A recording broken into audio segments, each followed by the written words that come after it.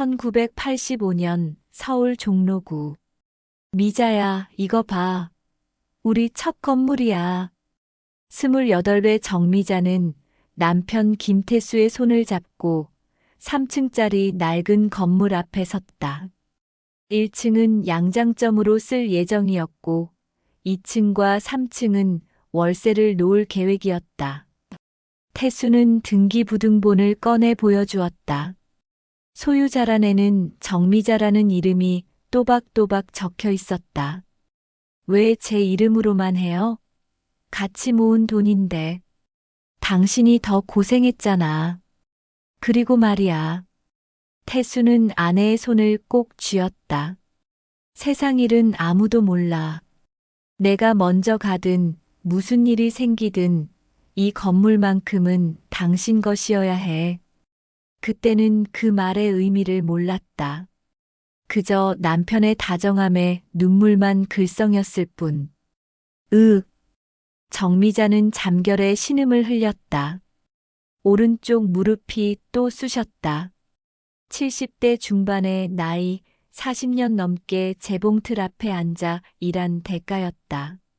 침대에서 일어나려는 순간 무릎에서 뚝 소리가 났다. 그녀는 이를 악물고 침대 가장자리를 붙잡았다. 벽에 걸린 시계가 새벽 4시 23분을 가리켰다. 창밖으로 보이는 골목은 고요했다. 40년 전 남편과 함께 처음 이 건물에 왔을 때 이 골목은 활기로 넘쳤다. 양장점이 즐비했고 손님들의 웃음소리가 끊이지 않았다. 지금은 대부분 셔터가 내려져 있었다. 그녀의 양장점도 10년 전 문을 닫았다. 이제 1층은 젊은 부부가 운영하는 작은 카페에 월세를 주고 2층은 대학생에게 세를 놓았다. 3층 한 칸에서 그녀가 홀로 살았다. 휴대폰이 울렸다. 아들 준호였다. 엄마, 주연이 생일인 거 알죠? 용돈 좀. 정미자는 한숨을 삼켰다. 얼마나 필요해? 60만 원만요. 요즘 중학생 생일 파티가 그 정도는 들어요. 전화를 끊고 그녀는 통장을 꺼냈다. 잔액 280만 원.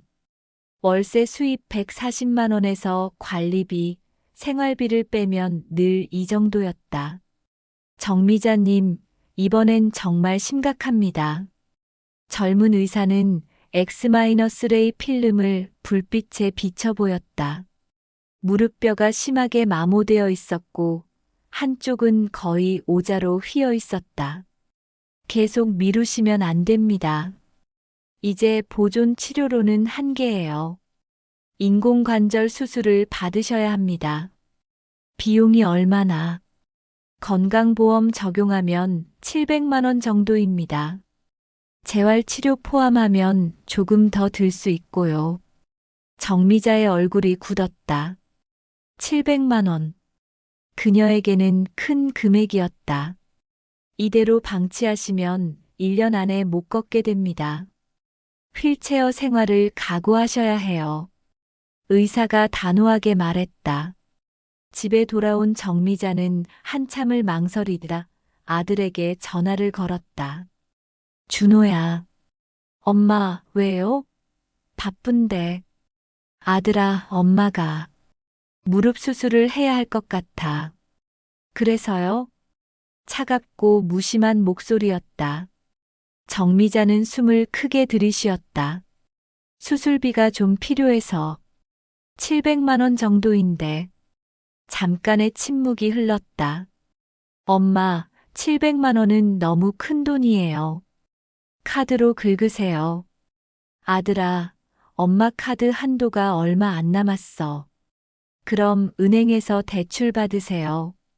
건물도 있으시잖아요. 아들아, 엄마 나이가 75인데 은행에서 대출을. 수진의 목소리가 다시 들렸다. 아휴, 진짜. 우리도 힘들어요, 어머니. 주연이 학원비만 한 달에 100만 원이에요. 수진아, 그래도. 그리고 어머니, 그냥 물리치료 받으시면 안 돼요? 굳이 수술까지 해야 해요? 준호가 끼어들었다. 엄마, 솔직히 나도 회사에서 요즘 힘들어요. 구조조정 얘기도 나오고. 그래도 아들아, 엄마가 못 걷게 되면 에이, 병원에서 그냥 겁주는 거예요.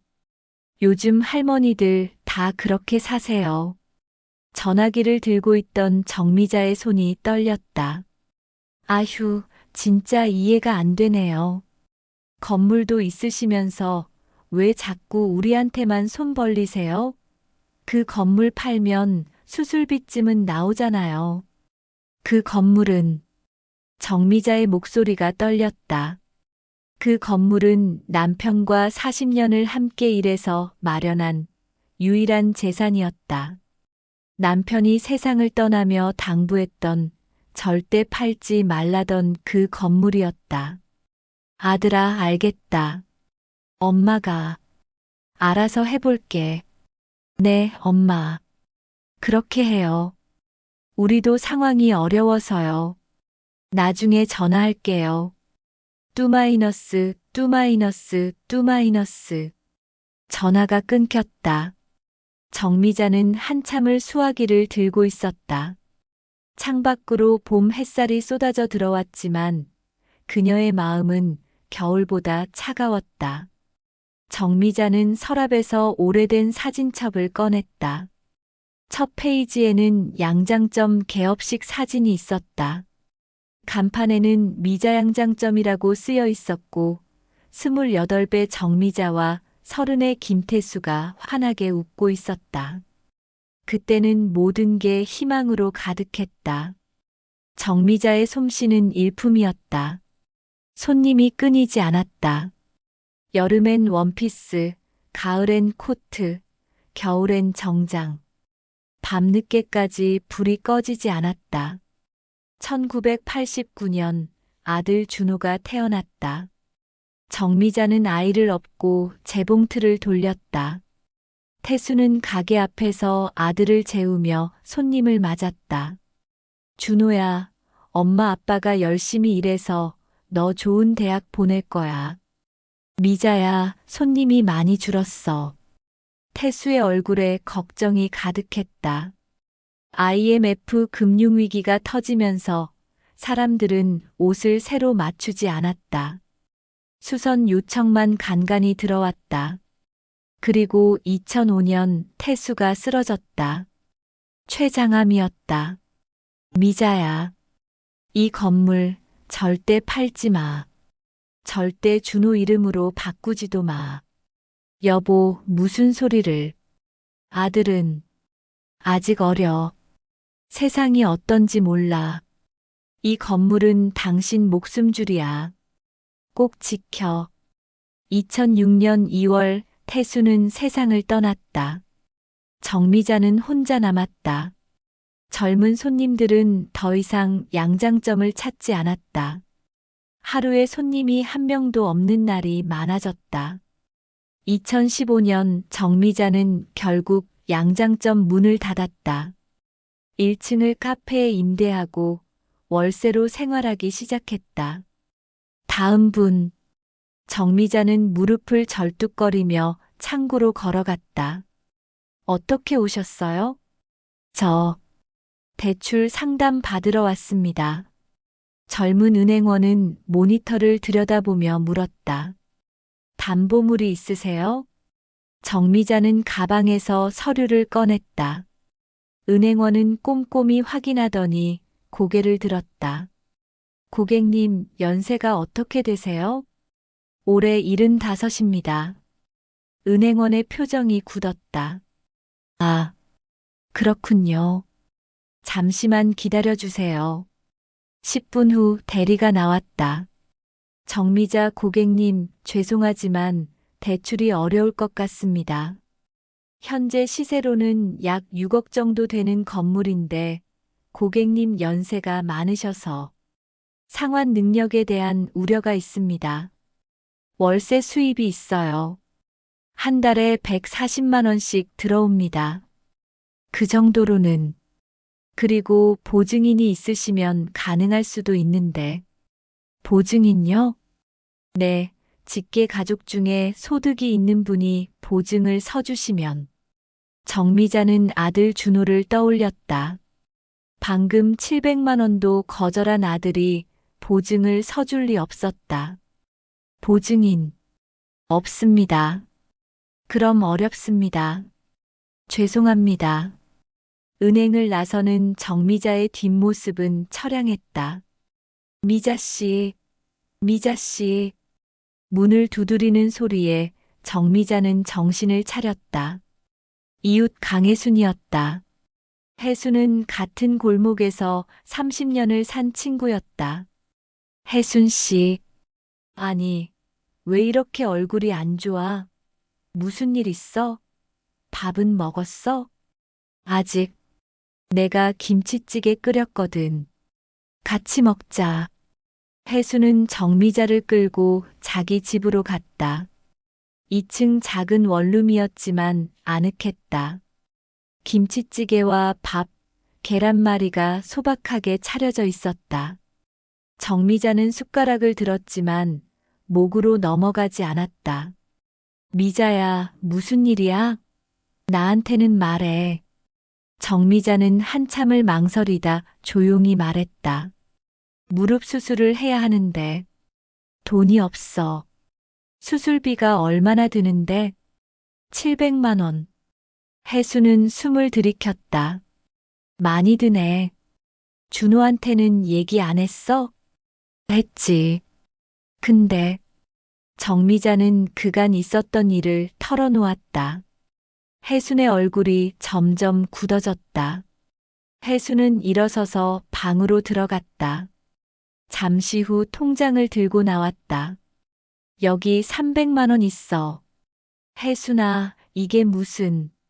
내 적금 깬 거야. 원래 여행 가려고 모았는데 여행은 내년에 가도 되잖아. 근데 내 무릎은 지금 당장 수술해야 하잖아.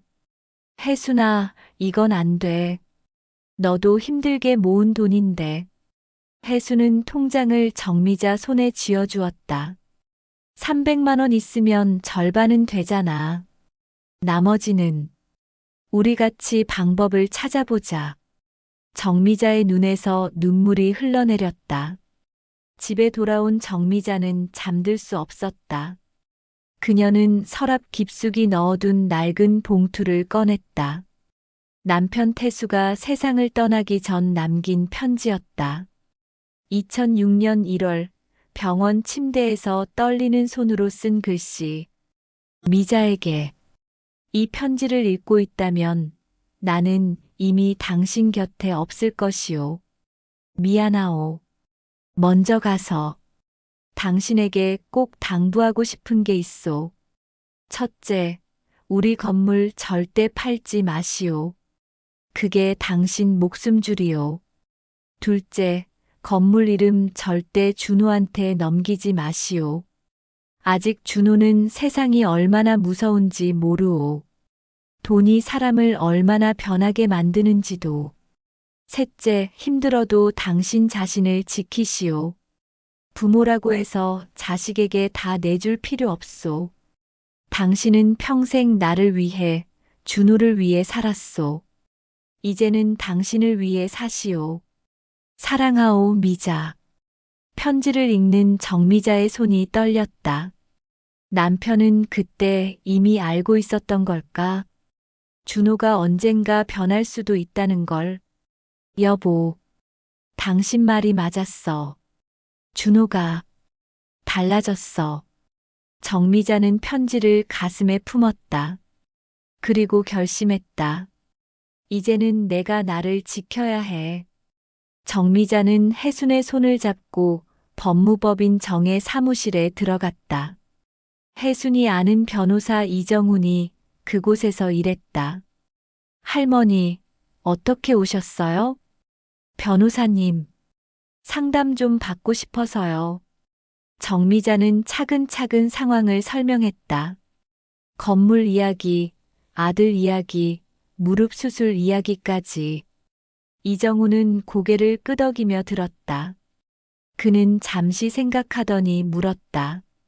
할머니, 혹시 그 건물을 아드님께 증여하신다거나 명예 이전하겠다고 약속하신 적 있으세요? 없어요. 남편이 죽기 전에 당부했어요. 절대 아들한테 넘기지 말라고. 좋습니다. 그럼 법적으로 할머니가 완전한 소유권자세요. 그런데요. 제가 궁금한 건 정미자는 숨을 깊이 들이쉬었다. 제가 원하면 아들을 이 건물 근처에 못 오게 할 수도 있나요? 이정우는 놀란 표정을 지었다. 이정우는 천천히 고개를 끄덕였다. 법적으로 가능합니다. 다만 절차가 필요해요. 이정우는 설명을 시작했다. 우선 할머니께서 아드님께 내용 증명을 보내셔야 합니다. 더 이상 재정적 지원을 하지 않겠다는 의사를 명확히 밝히는 거죠. 그게 끝인가요? 아니요. 만약 아드님이 할머니를 괴롭히거나 협박한다면 접근금지 가처분을 신청할 수도 있습니다. 그러면 법적으로 일정 거리 이내 접근을 못하게 할 수 있어요. 정미자는 눈을 감았다. 자기 아들에게 접근금지를 신청한다는 게 얼마나 슬픈 일인지. 하지만 선택의 여지가 없었다. 해볼게요. 3월 27일 내용 증명이 발송되었다.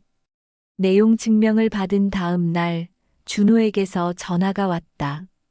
엄마, 이게 무슨 짓이에요? 목소리가 떨리고 있었다. 무슨 짓이라니? 내용 증명이요. 재정적 지원 중단? 건물 권리 없음? 엄마, 저한테 왜 이러세요? 정미자는 차갑게 말했다. 넌 엄마 생일엔 문자 하나 안 보내면서 손자 생일엔 돈을 달라고 했지. 넌 엄마가 아프다는데 카드로 긁으라고 했어. 엄마. 준호의 목소리가 떨렸다. 엄마. 미안해요. 제가 잘못했어요. 이 내용 증명만 취소해 주세요. 다시는 안 그럴게요. 정미자는 눈을 감았다. 가슴이 아팠다. 하지만 마음을 굳게 먹었다. 준호야, 엄마는 이제 혼자 살 거야. 너희 도움 없이. 정미자는 전화를 끊었다. 손이 떨렸지만 후회는 없었다. 미자 씨, 준비됐어? 혜순이 병원 입원 준비물을 챙겨주었다. 정미자는 작은 가방 하나만 들고 서울중앙병원으로 향했다. 혜순아, 고마워. 내가 없었으면 어쩔 뻔했어. 무슨 소리야. 친구 좋다는 게 이럴 때 쓰라고 있는 거지. 병원에 도착하자 간호사가 병실로 안내했다. 사인실이었다. 정미자는 창가 침대를 배정받았다. 내일 오전 8시 수술입니다. 오늘 밤 12시부터 금식이시고요. 네, 알겠습니다. 저녁 6시 혜순이 김밥과 과일을 사왔다. 두 사람은 병실에서 조용히 저녁을 먹었다.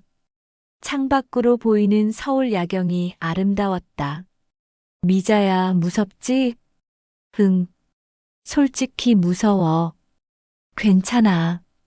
의사 선생님 실력 좋다고 했잖아. 걱정 마. 밤 10시 혜순이 돌아갔다. 정미자는 혼자 병실에 누워 천장을 바라봤다. 준호는 오지 않겠지. 예상대로였다. 수술 전날 밤 아들에게서는 아무 연락도 없었다. 아침 7시 간호사가 수술복을 가져왔다. 정미자는 떨리는 손으로 수술복을 입었다. 창밖으로 아침 햇살이 들어왔다. 7시 30분 수술실로 가는 침대에 누웠다. 복도를 지나며 정미자는 다른 환자들을 봤다. 모두 가족들이 옆에서 손을 잡아주고 있었다. 수술실 앞에 도착했을 때 문이 열렸다.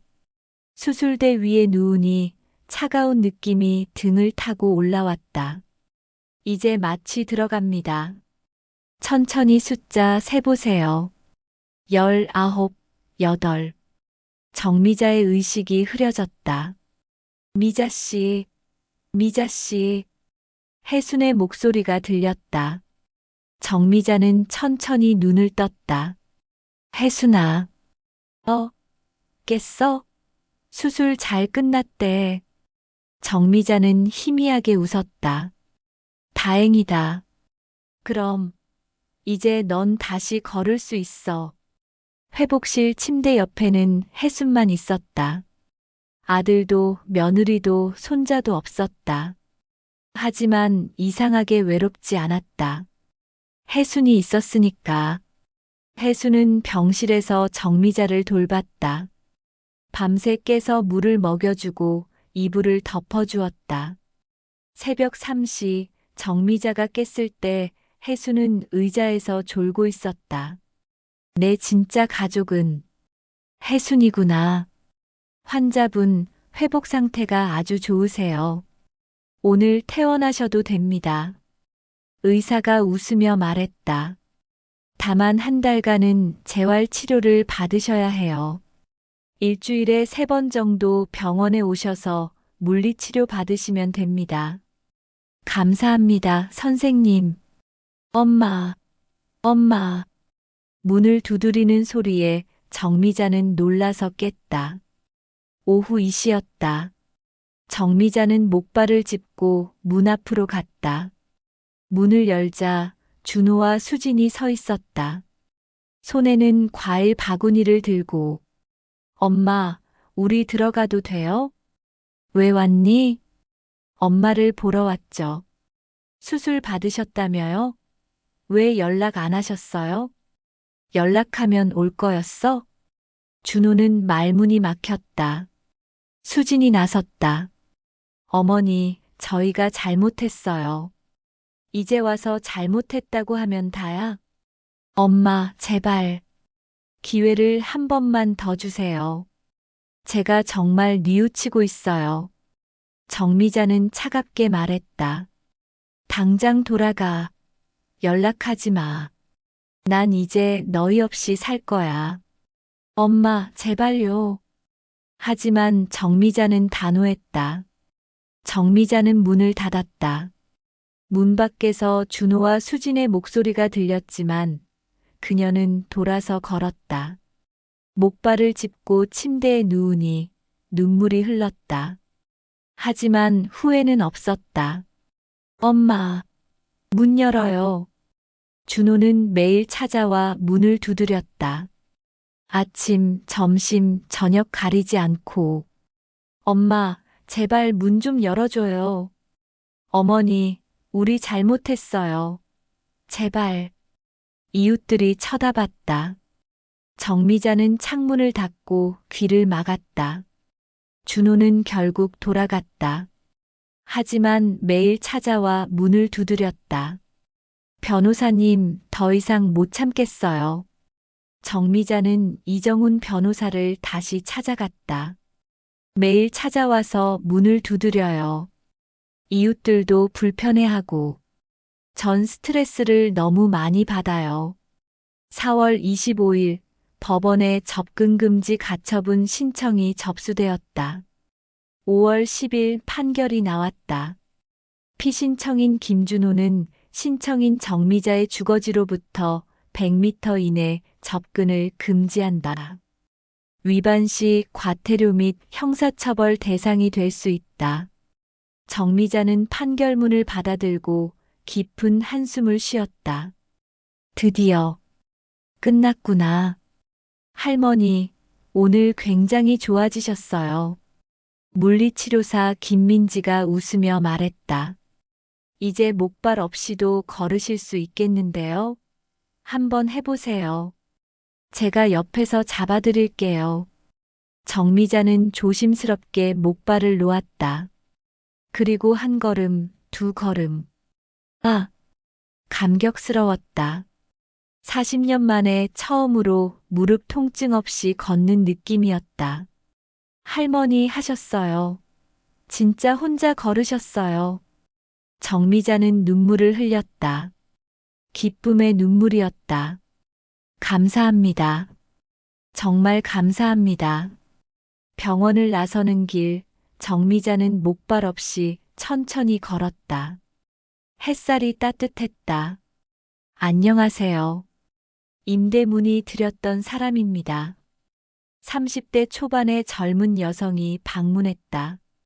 이름은 최유진, 프리랜서 디자이너였다. 혹시 3층 빈방 아직 있나요?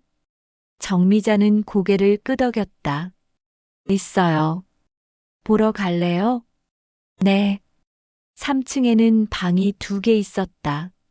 하나는 정미자가 쓰고 하나는 비어 있었다.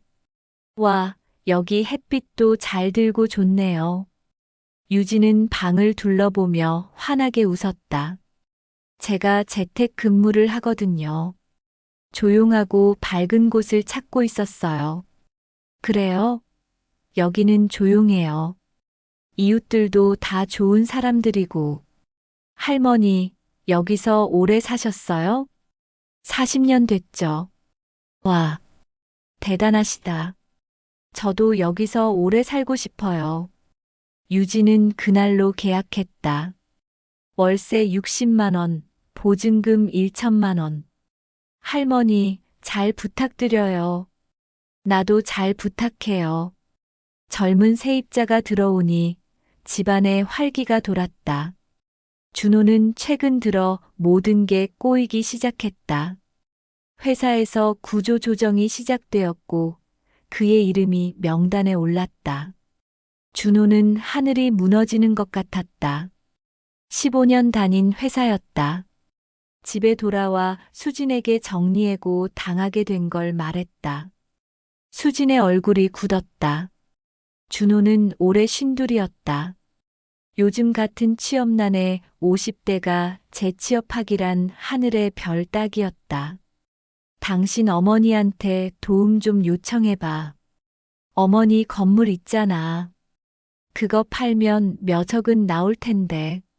엄마가 나한테 접근 금지 가처분 내렸어. 100m 이내 접근도 못해. 수지는 허탈하게 웃었다. 준호는 어머니께 편지를 썼다.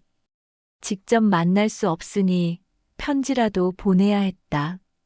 엄마, 준호입니다. 먼저 정말 죄송합니다. 제가 너무 잘못했습니다. 엄마가 아프다고 했을 때 제가 도와드렸어야 했습니다. 700만 원이 아까워서 거절한 게 아니었어요. 정말 그때는 여유가 없었어요. 하지만 변명이죠. 엄마를 위해서라면 어떻게든 만들었어야 했는데. 엄마, 저 지금 회사에서 잘렸습니다. 앞으로 어떻게 살아야 할지 모르겠어요. 엄마한테 도움을 요청하러 온 게 아닙니다. 그냥 용서받고 싶습니다. 엄마, 제발 한 번만 만나주세요. 아들 준호 올림. 편지는 정미자에게 전달되었다. 그녀는 편지를 읽고 한참을 가만히 있었다.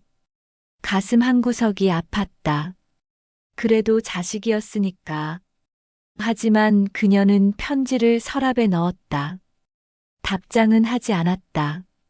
할머니, 정말 양장점 다시 여실 거예요? 세입자 유진이 놀라며 물었다. 응. 1층 카페 계약이 이번 달로 끝나거든. 그래서 다시 내가 쓰려고. 와, 대박. 근데 손님이 올까요? 정미자는 웃었다.